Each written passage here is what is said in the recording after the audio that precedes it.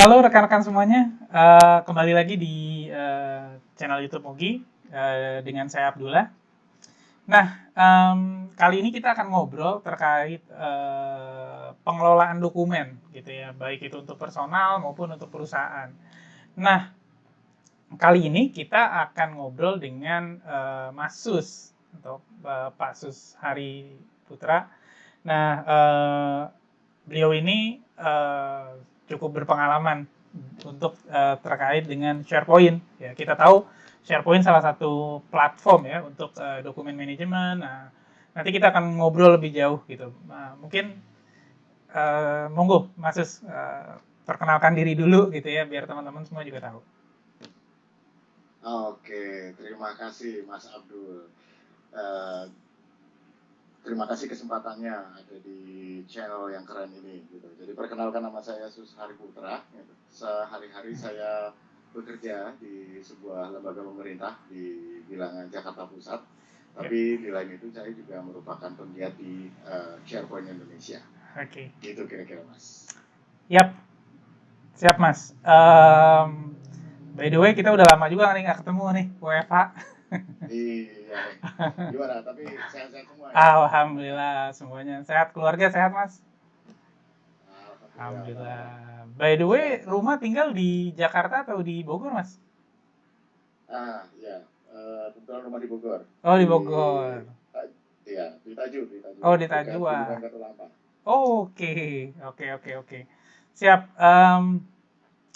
By the way, kita terkait dokumen manajemen ini baik itu untuk perusahaan maupun untuk personal kita juga, apalagi ketika kondisi sedang COVID gini ya, nuntut kadang kita mesti kerja dari rumah, mungkin ada juga yang masih ke kantor gitu sebagian. Nah, ketika kita bicara terkait dokumen manajemen, kita biasa pasti berangkat dari masalah, gitu ya. Banyak masalah yang ada, gitu. Nah, contohnya misalnya sulit nyari dokumen, apalagi ketika organisasi semakin besar, um, untuk mencari sebuah file gitu kan, artinya ada dokumen fisiknya, belum lagi mungkin harus ke kantor dan lain sebagainya. Kemudian belum lagi ketika misalnya kita butuh, ternyata dicari filenya nggak ada, gitu ya. Adanya ternyata mungkin di laptop di salah satu tim kita yang udah resign. Nah, kemudian ada juga misalnya terkait dokumen editing bareng, gimana kita kerja bareng editing. Setelah itu filenya kita mau kirim yang paling final. Pas kita lihat namanya ada final banget banget gitu ya. Final banget versi 1 gitu. Dan Oke. lain sebagainya. Jadi banyak sebenarnya masalah-masalah yang ya hari-hari yang kita alamin ya terkait dokumen. Gitu Mas Sus. Jadi silakan Mas Sus, silakan kita ngobrol. Iya, oke. Klasik ya. Jadi mulai Iya, dari apa namanya ya, terbiasa kita. Ya siapa sih hari ini yang tidak kenal dengan dokumen elektronik gitu. iya, Ya file itu kan aslinya kan sebetulnya dokumen elektronik gitu kan, iya.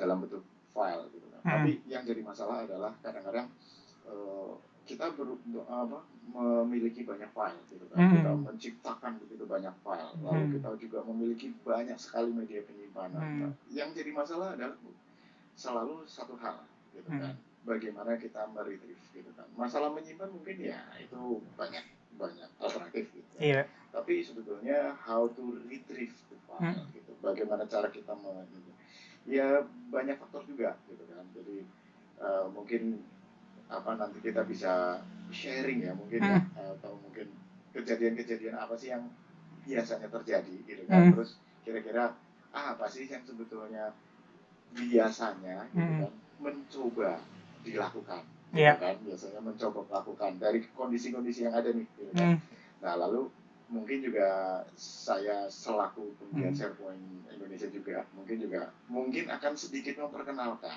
apa sih itu SharePoint gitu, gitu hmm. kali ya Mas ya. Iya. Oke Mas. Monggo, silakan. Mungkin ada materi yang bisa di-share atau seperti apa? Oh iya, oke. Oke. Iya, sebetulnya ada juga. Mungkin saya coba share dulu ya. Yap, silakan. Oke. Gimana? Sudah sudah tampil share Sudah Mas, sudah. dokumen saya? Oke. Oke, kita akan bicara sedikit. Nanti nggak usah ini mas, kalau misalnya itu di-interrupt aja ya, kalau Siap, misalnya ada sesuatu yang mungkin agak aneh gitu. siap. Oke, mengelola dan mengakses dokumen kapanpun, dimanapun, menggunakan perangkat apapun. Sengaja ini mungkin judulnya mungkin agak agak gimana gitu, Provokatif tapi ini. kayaknya tapi kayaknya memang hari ini gitu kan, Hmm, dengan adanya work from home gitu kan, hmm, mau nggak mau kita harus hmm, harus bisa seperti ini gitu. hmm, hmm, Tapi sebetulnya apa sih? Kenapa sih sebetulnya? hmm, Apakah memang ini hanya untuk work from home saja? hmm, Tapi ataukah memang ke depan memang kita sudah harus seperti ini gitu kan? Memang hmm, sudah harus di mana semua hmm. bekerja dengan cepat, Betul. fast moving. Kita tahu sendiri kan sekarang kan Hmm, apa namanya harus informasi bergerak begitu cepatnya. hmm, Jadi mungkin ini judul yang saya ambil. Tapi yap. kira-kira apa saja sih? Nah, ini yang coba kita. Oh ya, ini mohon maaf nih, ada tadi baru sedikit ya, mungkin Hmm, ini sedikit tentang diri saya. hmm, That's my wife and my little girl gitu kan. Itu nama saya Susari Putra, dan saya pendiri dari SharePoint Indonesia, bisa di sharepointindonesia.net. hmm. Itu ada email dan nomor kontak saya. Oke. Bisa ditemui juga di susariputra.id. Oke, kita kembali ke topik ya. Yap. Ini malah kebanyakan perkenalannya ini. Oh, nggak Oke, apa-apa.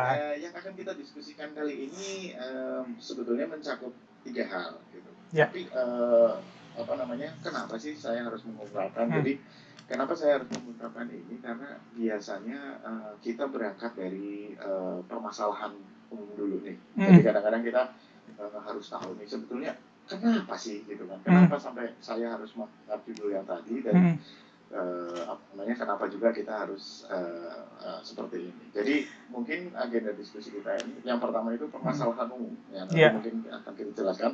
Lalu solusi di sini yang saya namanya solusi yang Hmm, mungkin coba ditempuh ya, hmm, solusi-solusi yang mungkin coba ditempuh. Tapi lalu kemudian kita akan mencoba ada teknologi yang mungkin bisa kita katakanlah mungkin adopsi mungkin ya. ya. Gitu. Jadi memang Oke, kita memang ini sih menariknya, saya setuju. Jadi dalam arti apapun itu sebenarnya kan teknologi hanya alat, betul ya? Kita sepakat. Jadi betul hanya mas, betul. tools gitu, nggak lebih dari itu gitu. Nah, ketika kita tahu apa yang kita tahu, kita needs kita itu apa gitu kan, kendala kita apa, masalah kita apa, maka cara selanjutnya adalah kita cari tahu dulu solusinya itu apa, betul ya. Nah, Betul. ketika kita tahu solusi, baru kita cari mana teknologi yang fit dengan solusi itu. Sehingga ibaratnya ketika nanti kita mutusin untuk beli, let's say misalnya, atau untuk mencoba gitu ya, jangan sampai kita karena kita terlalu produk sentris terkait teknologi, akhirnya tanda kutip sisi impact-nya nggak dapet gitu, terlalu apa ya, balik lagi terlalu produk sentris dan jadinya banyak fitur yang mungkin nggak dibutuhin gitu. Kadang kan Iya, banyak iya. orang beli sesuatu nih mas, contoh nih misal yang kita paling lihat paling banyak handphone deh gitu. Handphonenya canggih gitu, ternyata ada smartphone gitu kan, bisa email, bisa buat bahkan VPN dan lain sebagainya gitu ya, tapi dipakai buat nelpon sama SMS kan, Nah, that's teknologi gitu, nggak lebih dari itu gitu, that's a tools. Nah makanya smartphone that used by not smart people. ya jadi Jadi sebenarnya smartphone-nya aja yang pintar. iya, jadi sebenarnya kita nggak ngomongin teknologinya gimana gitu, tapi yang paling penting adalah kita punya masalah, yuk kita bicara solusinya. Nah, baru kita cari, oh ternyata ada loh produk memang yang oke nih, yang bisa sesuai gitu kan. Ya oke, silakan Mas. Kita masuk, kita gali nih masalah-masalah umum tuh apa aja sih? Gitu.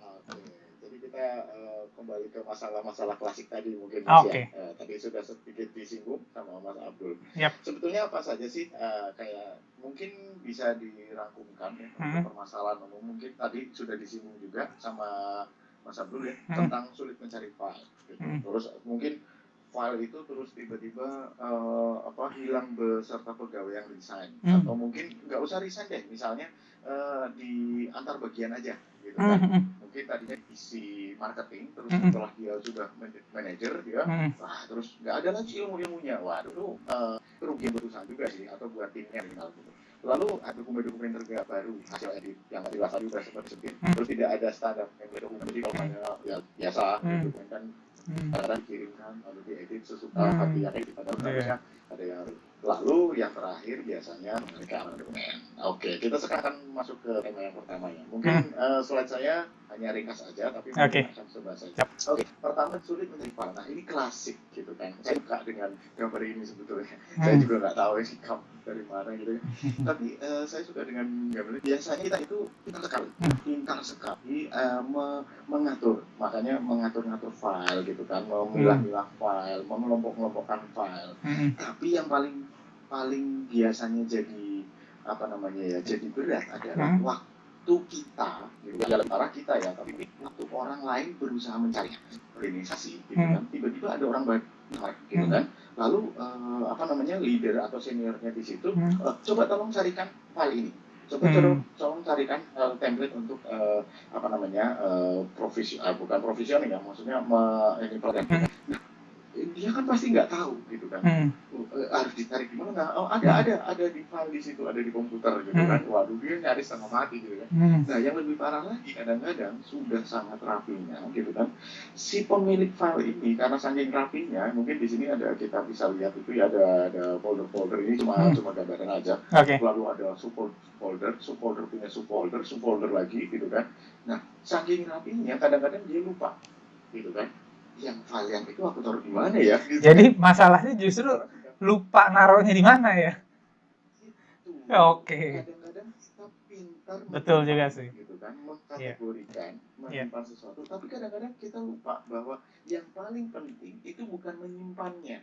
Tapi yang paling penting adalah bagaimana kita secara cepat bisa mencari. Iya. Nah, itu sebetulnya. Setuju. Gitu.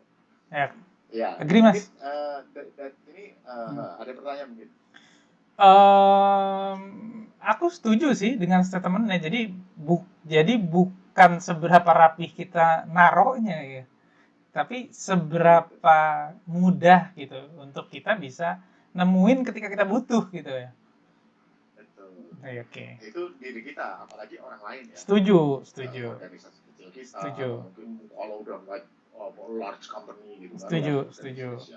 Mungkin ketika case-nya mungkin di momen ada audit internal misalnya, atau case-case lain gitu yang sifatnya butuh cepat dan mendesak gitu ya.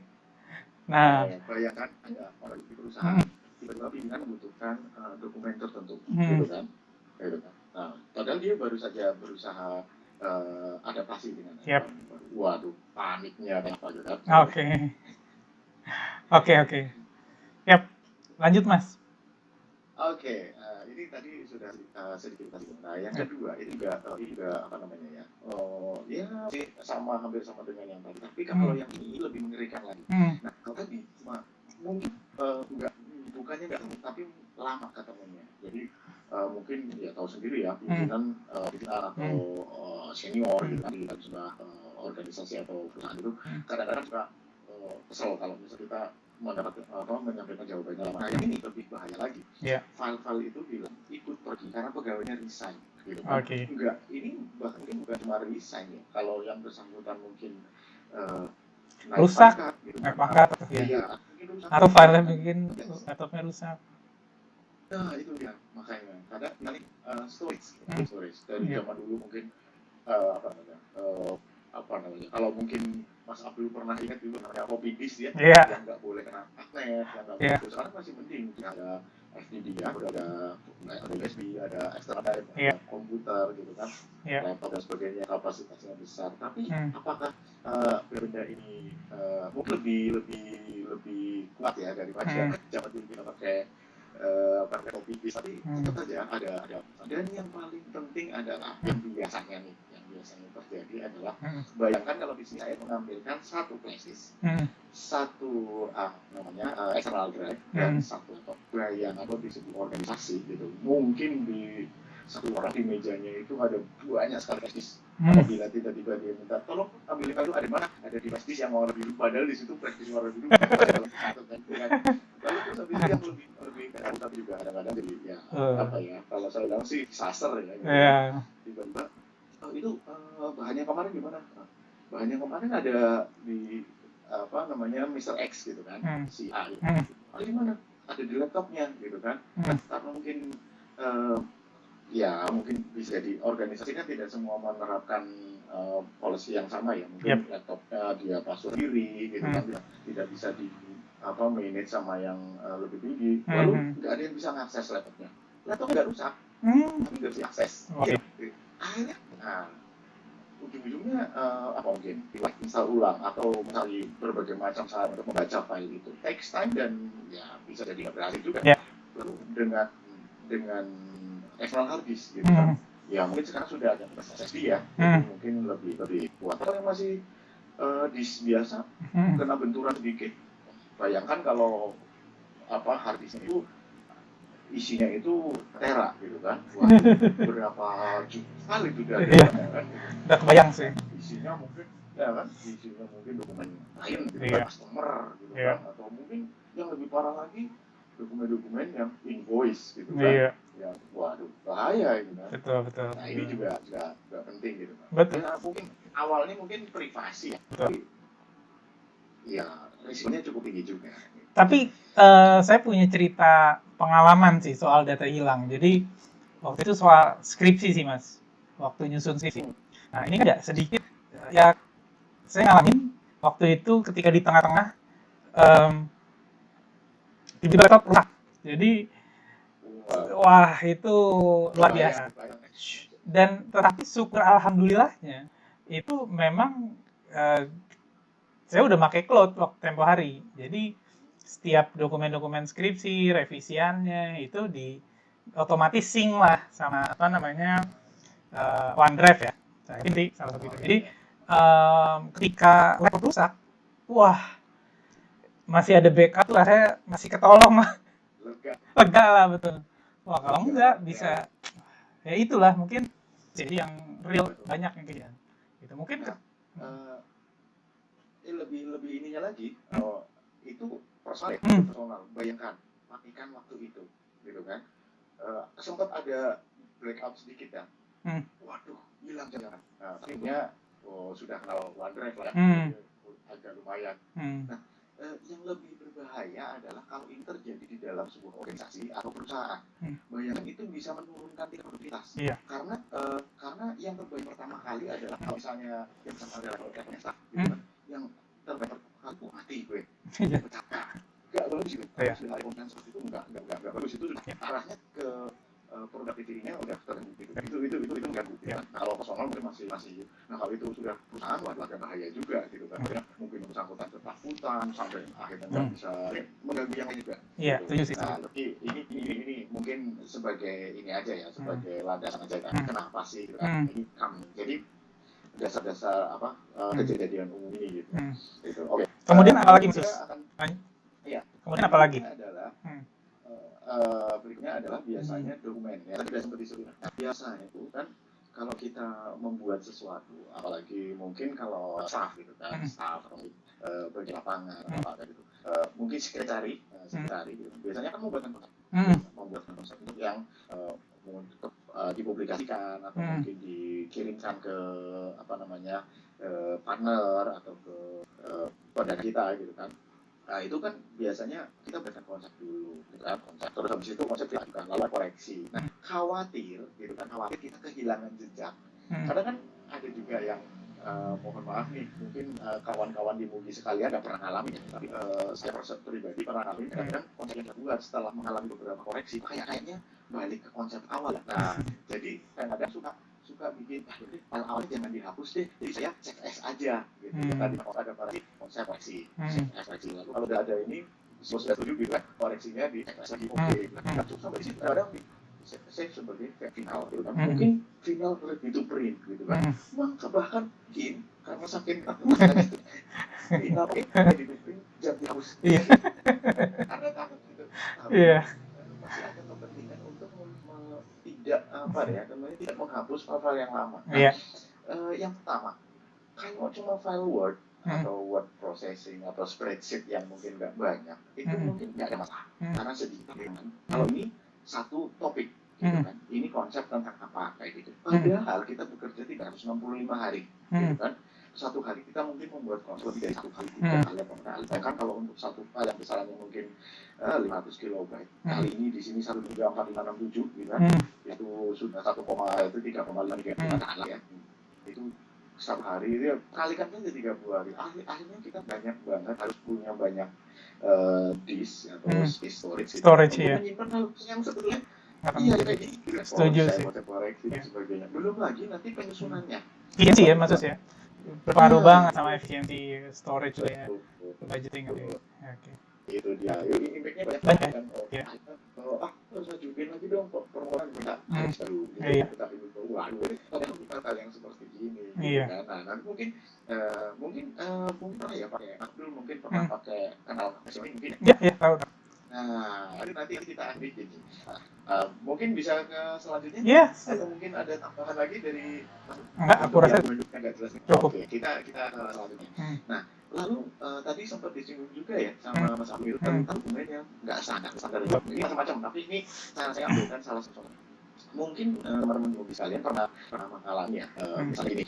Kita dapat tugas dari pimpinan, leader atau apapun itu, gitu kan. Atau kita mungkin secara berkelompok bersepakat tugas ini bersama-sama atau mungkin dari mana pun. Nah, masanya bisa juga dokumen ini akan secara lain. Maksudnya kita berkumpul rapat, gitu kan. Lalu bisa juga melalui file exchange ya, melalui email atau apa gitu. Nah, yang terjadi biasanya adalah gitu kan. Kalau file lalu ini untuk mengupdate gitu kan. Sudah jelas di sini. Karena ini kebetulan mohon maaf contohnya ini pertama kolom pertama itu student, satu tes 3, tes 4, average gitu. Tapi karena memang dia melakukan tes lain gitu kan, akhirnya dia nambahin kolom. Gitu kan. Atau mungkin merubah susunan. Yang terjadi adalah kalau dokumen cuma disimpan nggak ada masalah. Tapi nanti mungkin di lain waktu kita akan coba singgung sedikit terkait O365 tentang dokumen yang terstruktur yang bisa kita gunakan tidak hanya sekedar dokumen yang disimpan tapi berguna untuk yang lain, di mana setelah dokumen itu penting. Sama seperti yang saya contohkan di sini ada Alex itu as a student dan iLevel itu as a teacher. Jadi seperti yang kita tahu bahwa sekarang juga bekerja di rumah, belajar di rumah. Jadi kalau misalnya guru ngasih tugas itu udah bisa langsung di-share, terus langsung terus ketahuan satu dokumen itu siapa aja yang ngerjain. Lebih lanjut lagi mungkin nanti kalau lebih dalam lagi fitur yang paling baru itu kayak semacam bisa chat di dokumen itu. Oke. Gitu. Ada. Nah, kenapa saya pilihkan ini student dan teacher gitu kan? Kalau nggak salah Microsoft itu juga punya program untuk yang sch.id ya, school.id itu kalau nggak salah itu free. Ya, education itu ya. Cuma education. Microsoft for Education ya. Persyaratannya. Iya. Tapi itu memang ada prerequisite-nya ya, ada persyaratan yang harus dipenuhi gitu. Tapi itu free gitu. Oke. Nah, mungkin ada tambahan sedikit ya. Tadi kan sudah dijelaskan. Kita mungkin lanjut. Tadi di awal kita udah bilang artinya di saat-saat seperti ini kita harus mampu bisa bekerja kapanpun, dimanapun, pakai device apapun.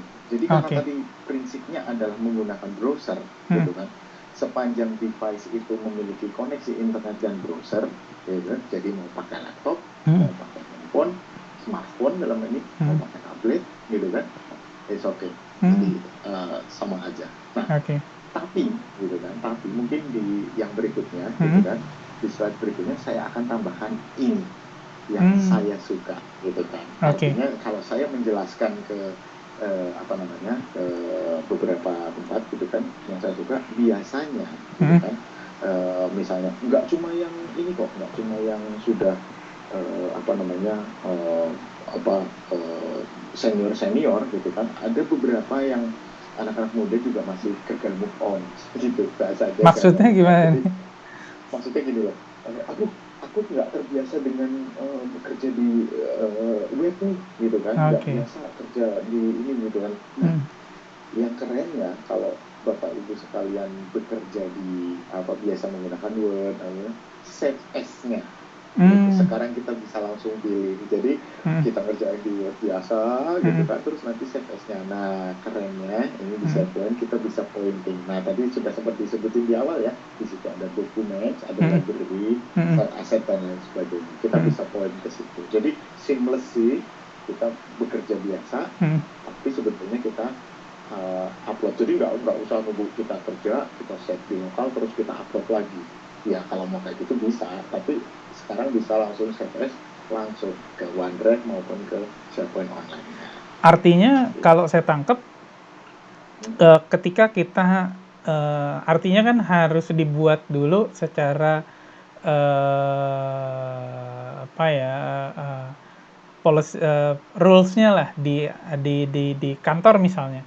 Oke, nanti Ya, dokumen yang terkait misalnya invoice gitu ya, nanti diakses di site yang mana, begitu kali ya. iya, Jadi nanti betul. teman-teman sales gitu, teman-teman terkait invoice misalnya dokumen terkait finance gitu ya, invoicing dan lain sebagainya, itu teman-teman udah tahu, oh lokasinya di sini, ya wes Iya, nanti kalau upload ya di sana, kalau mencari juga ke sana gitu, dan ketika edit iya, bareng di save as-nya di sana ya, save as-nya di sana. iya, betul, betul, Oh, bisa oke. seperti itu. Jadi lebih memudahkan dan lebih seamless. Jadi orang tidak harus biasanya kan berubah itu kan hal yang pasti membawa pro dan kontra ya, Betul. perubahan itu gitu. Jadi untuk berubah itu kadang-kadang waduh aku udah terbiasa begini gitu. Nah ini juga kita cuma mulai ya Hmm. sudah lakukan saja seperti yang biasa kamu lakukan, cuma Hmm. tambahin ini dikit, nah Hmm. halamannya ke sini, nah itu aja. Ya. Jadi ya seperti bekerja seperti biasa gitu. Dan Hmm. enaknya lagi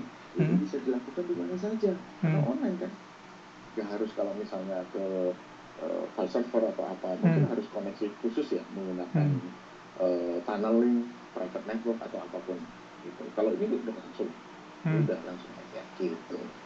Ya. Arti Asal bisa login ya. Nah, ya. itu tadi syaratnya punya hak akses. Iya, yang saya tahu juga kan di mobile juga ada ya, ya Mas ya. Iya, Jadi ada. Jadi ada aplikasinya, jadi mau di Android atau di iOS. ya Artinya ketika butuh lagi di perjalanan tuh tetap bisa akses gitu ya. bisa. Oke. Makanya tadi mungkin mundur dikit ke slide yang ini. Hmm? Jadi mau di jalan, Hmm. mau misalnya kalau menggunakan laptop mungkin di meja kerja, Hmm. ini kan katakanlah kita di rumah gitu kan. Terus Hmm. habis itu mungkin kita butuh bisa keluar sebentar gitu. Hmm. Dengan handphone kita masih bisa melanjutkan karena apa? Di handphone kita pun akan ada histori yang sama karena Iya. kan ini online. Jadi mau di Iya. laptop ngerjain yang mana, nanti di handphone ya melanjutin. Terus nanti kalau kita sudah kembali di rumah, malas ke ruang kerja, mau Hmm. di depan TV, kita sambil ngecek-ngecek review-review Hmm. dari tablet, bisa. Gitu, lanjutin terus kayak gitu. Jadi mudah sekali kalau menurut saya. Ya prinsipnya kan kadang kalau kita pakai cara lama itu segala sesuatu itu kan mungkin masih ya di kantor gitu ya, disimpannya di PC, walaupun mungkin sudah digital gitu, tapi tetap disimpannya di di PC kantor gitu. Sementara pimpinan mungkin ketika butuh atau kita pun butuh gitu untuk waktu yang mendesak gitu kan. Artinya ya sebenarnya dengan begini ke online gitu ya. Artinya kan tempat udah bukan jadi masalah gitu. Selama di store di atas, eh, kita dimanapun selama kita ada akses internet, kita bisa dapat dokumen tersebut gitu Betul. ya. Nah, Menarik, menarik. ada ini, ada ini sedikit nih. Kalau tadi misalnya, waduh, kalau gitu harus koneksi internet terus-terusan dong, Mm-mm. gitu kan. Nah, ini tambahannya lagi. Jadi pilihannya kalau misalnya nih Mm. nggak yakin, gitu Mm. kan. Misalnya kita mau pergi ke daerah yang ada kemungkinan sulit internet, Mm. gitu kan. Artinya sebelum kita berangkat, kita bisa melakukan yang namanya sync drive. Oh, oke. Maksudnya gimana? Sync drive. Jadi gini, kita hubungkan sebuah OneDrive atau kita hubungkan dengan, misalnya kita buka dulu SharePoint site-nya, di mana di dalam sudah ada dokumen library-nya, kita bisa synckan itu ke laptop kita. Atau kalau sync, kalau folder itu biasanya ke laptop. Tapi kalau misalnya kalau ke device kayak handphone atau apa, mungkin kita bisa unduh dulu beberapa yang harus kita kita perlukan. Sepanjang kalau kita tahu pasti tempat yang akan kita datangin mungkin akan susah sinyal. Tapi kayaknya hari ini saya sulit menemukan daerah yang susah sinyal. Tapi tetap saja opsi itu tetap disediakan. Jadi kalau misalnya kita yakin betul atau misalnya kayak gini, kita pengen tetap bekerja di udara, di pesawat, tapi kita mungkin bisa menduga pesawat itu tidak dilengkapi dengan wifi. Nah, tapi kita tetap bisa produktif di pesawat. Kita sync dulu sebelum berangkat, gitu kan. Kita sync ke laptop, gitu kan. Nanti di pesawat kita. Nah, kerennya lagi, gitu kan. Kita nggak perlu diingetin untuk nge-sync balik. Begitu kita nyampe di darat, dapat koneksi internet, ngebuka laptopnya, nanti di sudut kanan bawah akan melakukan sync. Semua taskbar itu akan otomatis melakukan sync. Jadi kita nggak perlu diingetin, kalau udah selesai tolong diupload lagi ya, nggak perlu gitu. Jadi otomatis sync. Begitu dapat koneksi internet, langsung otomatis sync. Selama ada kuotanya ya Mas ya? Nah iya itu dia.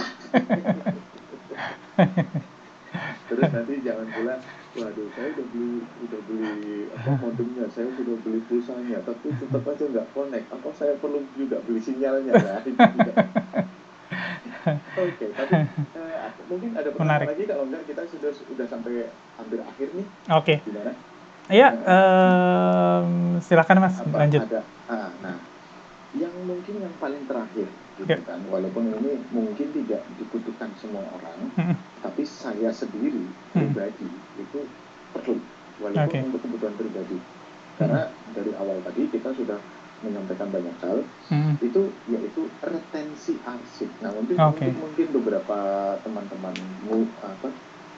yang belum tahu apa itu retensi arsip, gitu. Jadi kayak semacam penjadwalan kalau untuk file-file yang sudah terlalu lama, gitu kan. Misalnya ada jarak berapa lama file itu akan disimpan, gitu kan. Nah, cuma di sini kalau di SharePoint itu justru malah bukan tentang berapa lama file disimpan, gitu.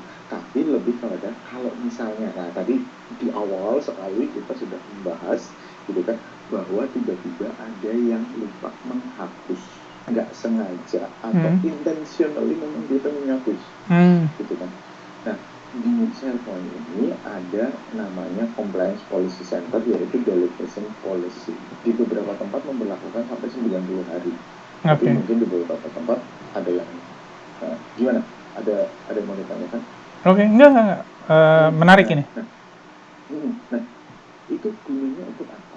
Gitu kan? Yang pertama, kenapa delegation itu harus ada polisinya, gitu. Yang pertama itu untuk mengetahui kalau file itu dihapus, itu selalu ada recordnya. Yang pertama, file itu dihapus oleh siapa, kapan, gitu kan, dan tempatnya di mana. Nah, artinya lokasi file itu disimpan gitu ya?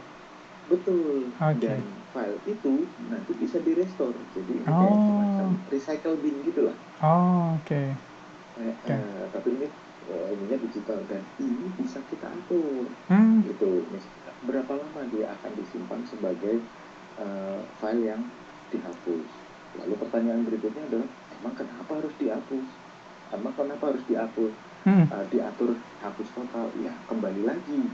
Kalau misalnya kita menggunakan OneDrive yang free, itu kan punya jatah setera, gitu kan. Ya kan nggak mungkin kita nyimpen trash itu banyak-banyak, gitu. Tetap aja itu trash gitu kan. Ya tetap harus kita buang. Tapi kalau di OneDrive mungkin kita harus melakukannya sendiri. Nah, kalau di SharePoint, gitu kan, kita sudah nggak perlu diingatkan lagi. Begitu ada file-file yang dihapus, di sini contohnya itu begitu kena 6 hari setelah dihapus, dia akan hilang selamanya. Oke, artinya ini bisa bicara dari sisi capacity planning juga ya, terkait storage dan lain Betul, sebagainya. Oke, betul. menarik.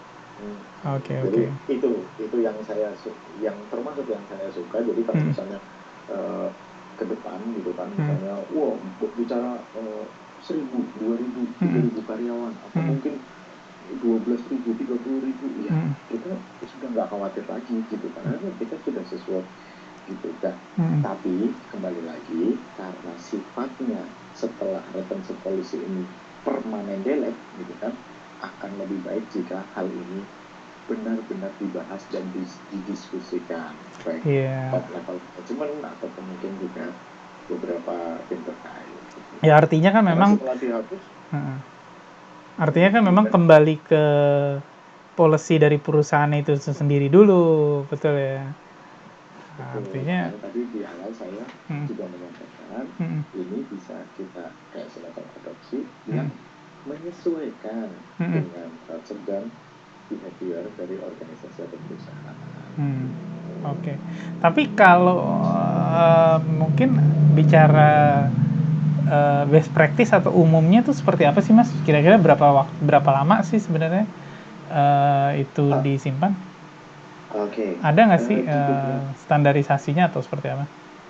oh ya, jadi beda-beda. Kayak saya menemukan di salah satu kementerian gitu Hmm, gitu, itu dibagi jadi 3 level hmm, gitu kan. Jadi kalau dokumen itu sifatnya dokumen kerja yang biasa, maksudnya kerja biasa itu kayak misalnya cuma mungkin yang konsep-konsep atau apa kayak gitu kan, itu mungkin ya cukup dengan 6 hari ini mungkin udah cukup. Tapi kalau misalnya dokumen itu nanti sifatnya itu sudah eh, lebih kepada dokumen-dokumen yang sifatnya permanen file, itu final gitu ya? biasanya mhm, itu 60 atau sampai 90 hari. Oke. Nah, untuk dokumen yang sifatnya statik gitu kan, maksudnya dokumen itu akan menjadi dokumen sepanjang masa gitu. Hmm, Nah, nanti ada lagi hmm, namanya apa namanya kayak semacam record center gitu. Jadi hmm, semua dokumen-dokumen yang usianya sudah, misalnya dalam suatu perusahaan atau dalam suatu organisasi atau dalam suatu kementerian atau hmm, lembaga menyatakan bahwa file-file yang sifatnya permanen adalah hmm, harus dijaga sepanjang masa. Tapi hmm, file-file yang apa namanya eh, memiliki jadwal retensi arsip harus hmm. mengikuti jadwal retensi arsip yang diterbitkan oleh apa namanya arsip nasional ya, mungkin Oh, dua Andri ya? puluh tahun katakanlah 20 Oke. tahun. Tapi untuk perusahaan-perusahaan lain mungkin berbeda, Ya, atau mungkin pajak mungkin juga berbeda juga ya. gitu. Menarik. Tergantung sih. Dan yang saya tahu juga di beberapa perusahaan atau organisasi gitu ya, itu dia juga punya istilahnya data domain. Jadi Nah, iya. jadi data domain kemudian dihubungkan, direlasikan dengan policy terkait retensinya, retention policy-nya. Betul. Jadi misalnya kayak data terkait finance, kemudian marketing misalnya. Artinya itu bisa juga ya Mas, dari sisi pengelompokan data domain tadi, itu mungkin memiliki policy retensi yang berbeda-beda gitu ya? Tepat sekali. Oh, Jadi oke. seperti yang saya sampaikan tadi gitu Hmm, kan, baik mungkin secara kementerian atau lembaga atau perusahaan atau hmm, organisasi, bahkan di dalam tubuh organisasinya itu, hmm, kalau memang berbeda-beda kepentingannya gitu kan, itu memungkinkan. Karena tadi di awal saya sempat menyebutkan hmm, di SharePoint ini itu hmm, bisa eh, terdiri dari suatu bangunan yang hmm, ada berapa lantai, di dalamnya juga bisa kayak gitu kan. hmm, Ini divisi finance, ini apa, dengan retensi polisi masing-masing yang diatur dan disepakati bersama atau tunduk pada peraturan tertentu yang sudah hmm. diterbitkan. Oke, oke, menarik. Em, eh, ada lagi, Mas Sus? Nah, sebetulnya masih banyak lagi. Kayak Oke, misalnya tadi sempat disinggung kayak mungkin integrasi ya. otomasi dokumen, integrasi, Iya. lalu habis itu bagaimana, walaupun saat ini kalau misalnya Hmm, Bapak Ibu sekalian menggunakan OneDrive atau hmm, SharePoint, itu tidak usah memikirkan integrasi dengan email kayak misalnya tadi saya sudah hmm, contohkan. Begitu ada nge-share gitu hmm, kan, akan otomatis tertutup email, kecuali Anda nge-share-nya pengen berbagi link saja, gitu kan. Nah, itu kayak gimana sih? Nah, mungkin nanti kita bisa lebih bahas lagi kaitannya dengan O365-nya, gitu kan. Bagaimana sih ini sebetulnya bekerja, kok bisa dari sini terus ke email, kok bisa dari sini ke aplikasi lain, gitu kan. Nah, itu mungkin akan butuh, soalnya itu agak panjang cabang ininya agak banyak, gitu kan. Gitu. Memang Tapi yang lebih menarik. Gimana? Silakan. Sorry, maaf, aku potong. Tapi yang lebih ininya adalah dari sini aja, gitu kan. Tapi kita sudah istilahnya kita sudah memiliki apa ya, kayak semacam pencerahan lah ya, sedikit pencerahan. Jadi dari yang mengelola filenya seperti itu, gitu kan, dengan WFH ini kayak gimana, setidaknya kan kita bisa nih, gitu kan. Ini ternyata bisa nih kita gunakan seperti ini, jadi kita nggak khawatir lagi jarak tidak jadi masalah, gitu kan. Jadi paling tidak, gitu kan, dan ini sudah menjadi salah satu katakanlah tadi tools, gitu kan, yang menjadi solusi dari apa yang tadi kita ungkapkan di awal. Ya, kita udah di akhir ngobrol-ngobrol kita terkait dokumen manajemen dengan Masus. Kesimpulan kita adalah, pertama, dari problem sulit mencari file, nah, solusinya adalah terdapat pencarian hingga konten di dalam sebuah dokumen. Artinya dapat mencari hingga kata-kata di dalam sebuah dokumen yang ada di SharePoint. Nah, kemudian dari sisi SharePoint itu sendiri terdapat fitur dari sisi teknologi, yaitu Enterprise Search. Nah, dengan Enterprise Search ini kita dapat mencari dengan keyword apapun, gitu ya. Maka nanti dia akan meng-crawling atau mencari ke semua dokumen yang ada di dalam media penyimpanannya. Kemudian yang kedua, problem yang kedua adalah tidak ada standar template dokumen. Nah, sehingga tidak konsisten ketika pembuatan surat ataupun dokumen. Nah, solusinya terdapat manajemen template dokumen, sehingga terdapat katalog template yang ketika user akan menggunakan, dia akan mengambil dari situ atau membuat template atau membuat dokumen berdasarkan template. Nah, secara teknologi SharePoint memiliki fitur itu, yaitu template management. Nah, di mana nantinya dalam sebuah site nanti kita dapat membuat template-template dokumen menjadi katalog, gitu ya, katalog template. Nah, ketika user ingin membuat sebuah dokumen, contohnya dokumen invoice, dokumen surat keterangan kerja, dan lain sebagainya, itu berdasarkan template yang sudah dibuat. Kemudian yang ketiga, tadi file hilang karena pegawai resign. Nah, di sini tadi sempat dijelaskan oleh Mas Sus bahwa solusinya penyimpanannya butuh yang terpusat dan selalu tersedia kapanpun dan dimanapun. Sehingga ketika user butuh, dia menyari, nah, dia hanya tinggal membuka via browser maupun via aplikasi, gitu ya. Nah, SharePoint lagi-lagi secara fitur dia memilikinya. Bahkan setiap kita mendaftar di SharePoint, gitu ya, menggunakan layanan SharePoint, per akunnya itu by default itu memiliki penyimpanan 1 terabyte. Ini cukup besar, gitu ya. Jadi bayangkan kita kemana-mana bawa storage, gitu ya, cukup besar, sehingga kita udah nggak terlalu dipusingkan karena ini tempatnya juga di cloud, gitu, sehingga kita juga lebih mudah, gitu. Kemudian yang keempat, itu membutuhkan keamanan ketika dokumennya bersifat rahasia. Nah, ini menarik sekali. Solusinya ialah terdapat pengamanan dokumen berupa password dan proteksi informasi. Artinya begini, ketika dokumen itu sifatnya rahasia, artinya Artinya itu kan mungkin diakses oleh beberapa orang tertentu gitu ya. Nah, dari sisi SharePoint, dari sisi teknologi tadi sempat dimention bahwa ketika kita bicara sebuah dokumen itu terdapat permission terhadap aksesnya. Siapa yang dapat akses, dia akses levelnya seperti apa hanya melihat atau dapat mengedit.